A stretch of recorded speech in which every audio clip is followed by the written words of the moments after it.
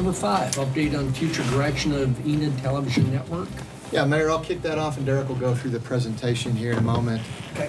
This is really, I've talked to some of you about looking at the limited resources we have and the most effective ways of trying to get our message out and communicate. I know I've gotten a lot of feedback from various folks in the advisory committee, the ETN advisory committee specifically. We've talked about this for a while, but specifically the last meeting, which I think was last week, and the meeting about 3 months before that too, looking at really a couple of things. What's the most effective way to get our message out? And we believe that's not, I've come to the conclusion that that's not TV programs. Now, a lot of our resources have been utilized to work on programming to fit the TV format. We did a survey, Derek's going to talk about all that. We're also at a crossroads where it makes perfect sense with some of the hardware improvements we will have to make to continue, if we're going to continue doing TV programs, to look at this. Anyway, the future direction, I think, is to move away from the TV and focus on the internet-based technologies, the social media, the app, etc. Derek's going to go through the presentation. I know you got a lot of, you may have a lot of questions, and I want to make sure this is kind of a check to make sure that we're on the right track. So anyway, Derek, why don't you go ahead and fire away. Well, greetings, Mayor and Commissioners. We'll talk about the future direction of the Enid Television Network. Today we'll talk a little bit about the cable history, the program and viewership, cable alternatives, and our next steps. Here's a short timeline of cable history in Enid, Oklahoma, starting from the FCC creating the PEG channel, going through the Pegasus days and the Enid Television Network days, and our view on the future. We have approximately about 19,000 households in Enid and 14,000 Suddenlink cable subscribers, approximately. Throughout the years, the last 7 years, the Enid Television Network transformed here in 2013, and this is our staffing. We went from 3 staff and 2 volunteers to now today we have 2 staff. And these program numbers are the new programs that we did or began in those years. We did a survey on the cable network exclusively, Channel 11 and 111, 12, 112. Instead of like promoting it anywhere else, we wanted to make sure that the persons that were doing this survey were actually watching the television. And we only had 7 respondents. And as you can see the percentages of those, you can see the percentage of whether they watch Channel 11 or 12 or both equally, with just the 7.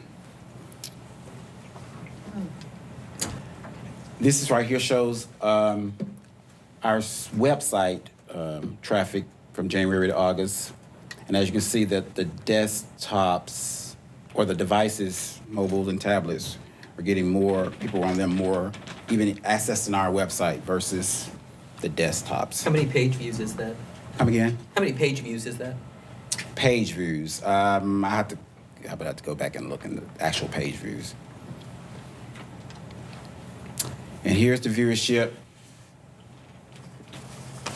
Again, on all of our, so this is website, Twitter, Instagram, Facebook, YouTube, and we're showing and it's just showing that we have more engagement. We have like 14, like I said, we have 14,000 Suddenlink subscribers, but you can see here we always have engagement way over. And this last month, August that is, it really went up more. And that's basically based on a lot of the new programs we're doing on social media. Here's an example of a couple of cities that I was able to talk to that transitioned from their PEG channels to using social media. And the city of River Falls, Wisconsin said they didn't have any complaints, and they did it in 2018, but they haven't had a complaint since they started. This is a January 2019 article. But I did talk to her even after this a couple months ago, and she said they still haven't had any complaints. And their focus was more so social media, archiving all their meetings on the website, and showing meetings live, like on Facebook. Here are some advantages of to transition into the internet-based and digital communications versus only instead of the cable broadcast. We have the ability to target audiences with our messages. We can build the trust of community. We can provide outreach, and they can have one-on-one communication between how do I do that? One-on-one communication between us and them, or two-way communication. So the cable coverage we're having now, and these are the programs categories, and this is the replacement that we're seeing that we can do. We can do our council meetings on Facebook Live, YouTube Live, and we can have them archived on YouTube. Also the website. And this show will just go to Peanut Public Schools. They can do it on their channel, and these other community programs will still remain some of our like community talk. We'll just still have those programs. We'll just put them on our Facebook and YouTube channels.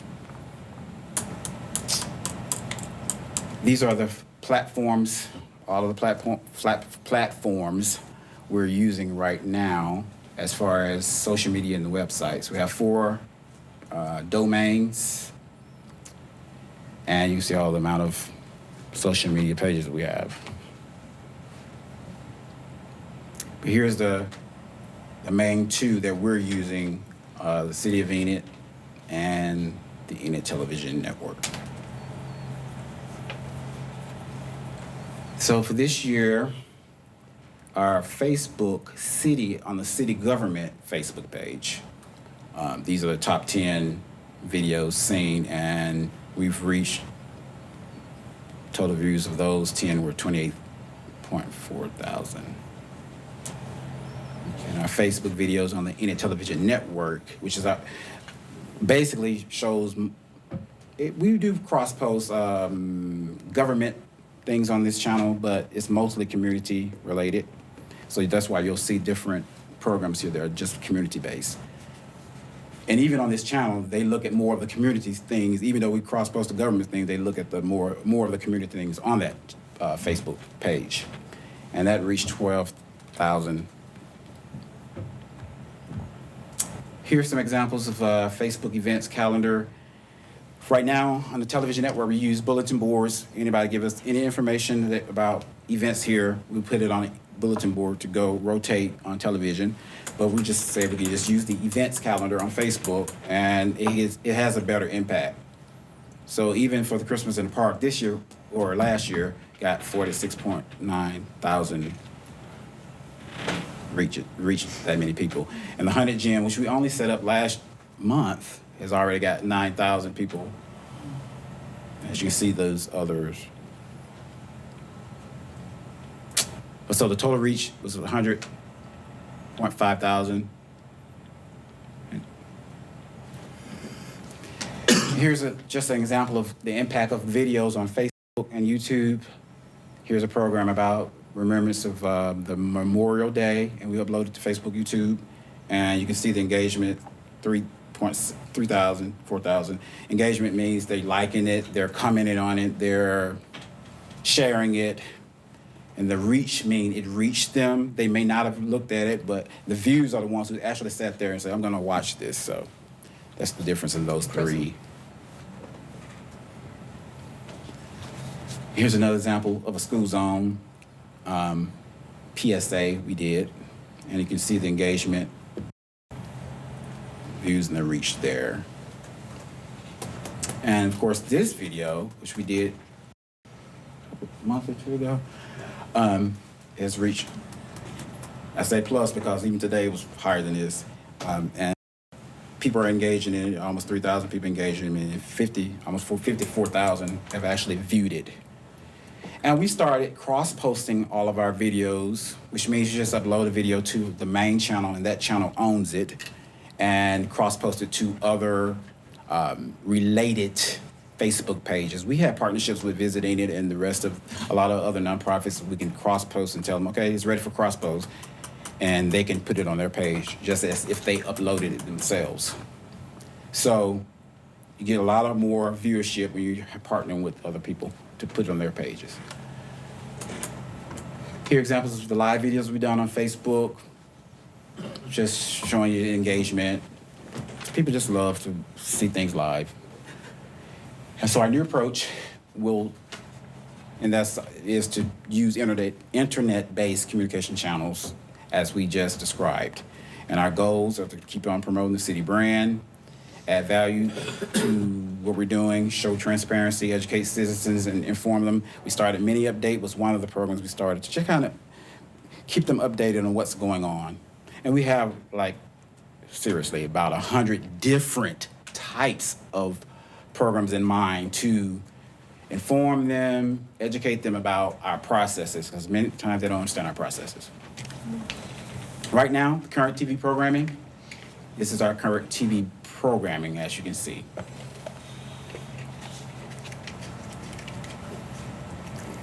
And we were gonna, so existing, we've already been doing these 4 programs on on social media. We began these within the last month or 2. And these are some of the ones that I've just put on that we're going to begin to do more. So, but that's way more than that. But those are some of the new programs we're looking at. Here's a timeline of transition from cable programming to using those digital communication tools. So the last day, final day to actual cable cast anything to the TV will be November 30th. And after that, we'll just have a bulletin referring them to the social media accounts and that type of thing. So to make everyone aware of this, we've already talked to churches about the programming, and we're of course, press release and informational videos on our stations about the change. We'll put it on our website and on the social media posts. Here's an example of a bulletin we'd have for television, for instance. Just let them know that we're going to be going off cable as of December 31st, and they can reach us here. Here's an example of, we'll do this for every church to give them the timeline, the web, information. Check out their Facebook, their YouTube.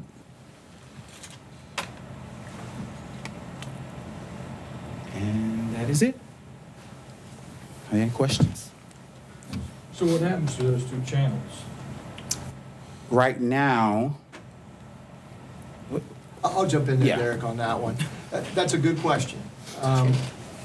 Several things could happen. What we're proposing right now, if you think we're on the right track, is that we would start advertising at some point along a timeline like that about where we're transitioning people.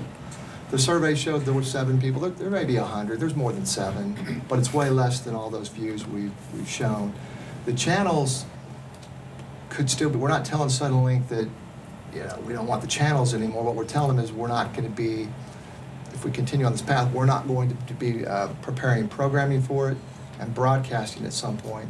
And we spoke to them actually today, I think. Yes. Derek was in a meeting with them, talking about other stuff, but we talked about this too, and the possibilities of one of the crossroads I talked about. Part of the issue is not just what makes the most sense to get the best efficiency out of our limited resources, but we also have issues with some of our equipment that is going to cause upgrades. It's driving the December 31st timeline.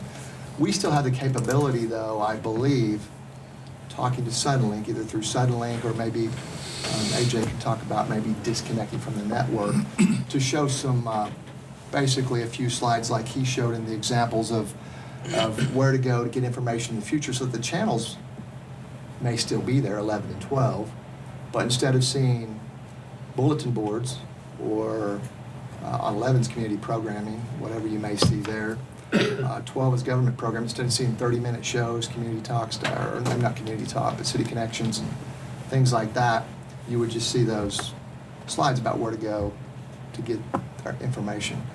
The advisory board, Jonathan, you may want to talk about the advisory board, because we talked about keeping the possibility of the channels if we can figure out a way in the future to take our content as digital content and stream from YouTube or someplace. I mean, it just isn't fiscally responsible for us to continue to press on the cable when we know the migration where trends are going. And so our thought process was, sitting on the board, and pretty much a consensus from the group was this: if we're going to produce content or we're going to create content, we make it on the platform in which we're already utilizing. Then if we have a way in order to be able to duplicate it and then put that content on cable without at a huge expenditure to make that happen, then we can go ahead and do that. But as it stands right now, we still haven't found a cost-effective way of doing that. When the vast swath, the huge swath of people that are watching this content are going to be able to get it from social media in a much simpler fashion, which is the way everything is trending at this particular point.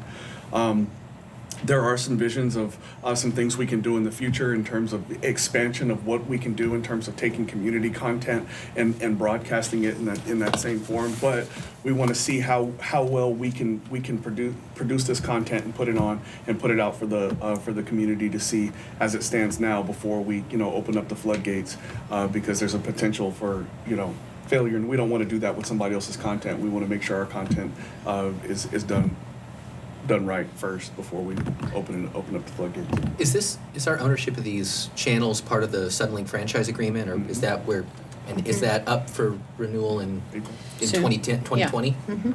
I guess there's no value. I mean, God, I wonder if we could bargain it away for some trade-off. On October 15th, by the way, that's a good point. In the study session, we're going to talk about the franchise agreement. Okay. And steps moving forward. And we've spoken with Suddenlink. It was very fortuitous, the meeting today, about other things that also... Would they like to buy them? I don't know about that, because they provided them initially because because the of agreement the PEG. public. Yeah. That's a part of the, When the transition occurred from Cable law. Pegasus to what we have now, the franchise agreement had included payment for rent to the city for Pegasus. That went away, so we lost that in the transition because they moved into a city building. But anyway, really the point is, beyond the impact, it takes a lot of effort. We're moving towards low or no production type stuff because that's the way the world is. People do Facebook Lives, FaceTimes, all kinds of stuff. Our traditional effort at programming is high production time. It takes effort to put stuff together. It's in 30-minute formats, and it's more challenging. We could still would have that capability, not through TV, but through Facebook Live or YouTube, and probably other technologies as those emerge. Are other communities moving away from cable, apparently? I think so. Derek has reached out to several. I know I spoke with Norman. They still have one channel, but I know from the guy I talked to, they're struggling too with what do we do with it? And Norman's university town. So probably if I asked in this room, if we did a survey in this room of who has channel 11, 12, 111, and 112, we might have 7 people. I don't know. I have it. But I only probably watch I it. was going to say, who because I'm the watches city it, manager. though? That's the key. I watch my interviews, they're awesome. And they are. Well, It's okay. YouTube, you're covered. Well, and the good thing about moving to a social media platform is that not only now do we have it, we can measure how many people are actually watching it, and we can gear our content based on what our viewership is. And so we have a lot more feedback from the social media platform than we've ever been able to get from cable. Because right now, when we deal with Suddenlink, they can tell us how many people subscribe to Suddenlink, but we have no measurable to find out how many people actually turn to the channel and watch it. Mm-hmm. That it all gets changed when we go to social media platform, because we can see not just who watches it, but how much of the content that they watch and how frequently in which they watch it. That gives us a whole lot more control and the ability in order to be able to produce content that people will actually pay attention to. So there's no Nielsen rating? For a price, I'm sure we get.